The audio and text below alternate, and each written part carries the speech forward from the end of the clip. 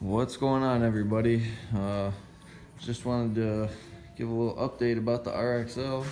I got a new track for her. I've been putting it in the process of putting it in. I was gonna make a video when I started taking stuff apart, but I don't know, things just started kind of going bad and I kind of gave up on the video. But yeah, I picked up this, just a 121. It's a Bombardier track. It's off an 05 Rev. Guy said it had like 1,600 miles on it. The only things that are ripped off are these little nubs on the insides, which, I don't know, that doesn't really seem like a big deal to me. They're just like little triangles down on there. But, yeah, those just tore off. But, yeah, the lugs look pretty good. They're all still pretty straight. They're not rolled over or anything. You can see for comparison to this old whooped-ass track. And this is the direction, so the snow, I would try to get on it, and it just spins and spins and spins. So, I don't know, not really that fun. Sounds cool when you're revving the piss out of it like that, but you're not going anywhere. Unless you got a really hard-packed, frozen, pretty freshly groomed trail. But, yeah, these things, this sucks. I'm so excited to get this on here. So, anyway. There's the skid, got that out, obviously. Had to get secondary clutch out, obviously, to get down into there.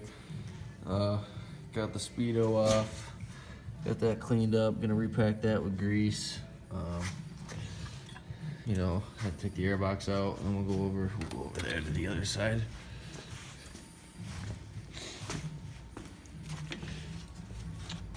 Had to take the entire chain case out to get that shaft out of there, and then since I have a 4-cog driver, there wasn't enough side play to slide it out either end without taking the bearing off of that end.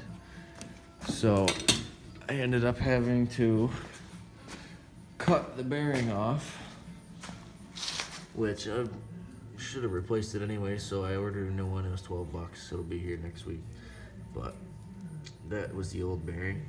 Wasn't anything wrong with it, but I just couldn't get it off, so I cut it. And then I got the drivers out and the track off, and then got the rest of it off over here in the vise. And yeah, here's what's left of it. It's just this slides over the end of that, and it clamps it down, that locking collar.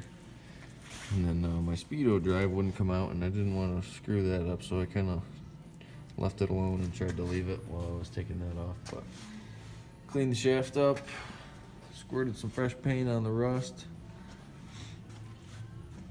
got the clutch. I'm gonna clean the sheaves up. New cotter pins for the chain case. Don't ever reuse cotter pins, especially in something like that where if it breaks off, it's gonna tear shit up. Cleaned everything up. Still some oil on the bench, but shine this old girl up. It looks like it's 1993 again, huh? Not too bad. A little bit of grease left on there, but that's some sticky, nasty shit. So, but yeah, anyways, that's kind of just an update. The old the old track was, I painted over it, but it was scraping the tunnel a little bit. The studs were, so I don't know. We'll see how this one goes. Hopefully it doesn't whack anything, but it does have those protectors, and I only have this short little cooler, and the track kind of ramps up right in front of that, so I don't think that's gonna hit that. But yeah, if you're looking to get into this, it's a serious project. I'll tell you that. It probably took a good 4 hours, 5 hours.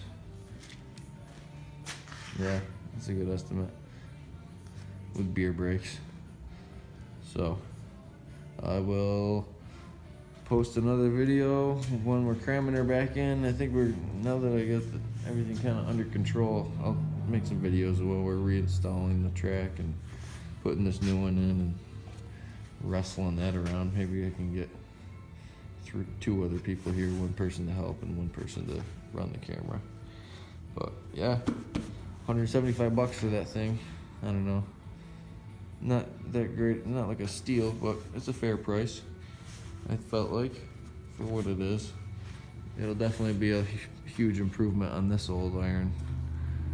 So yeah, talk to you again next Wednesday is when the bearing's supposed to be here. So see you then.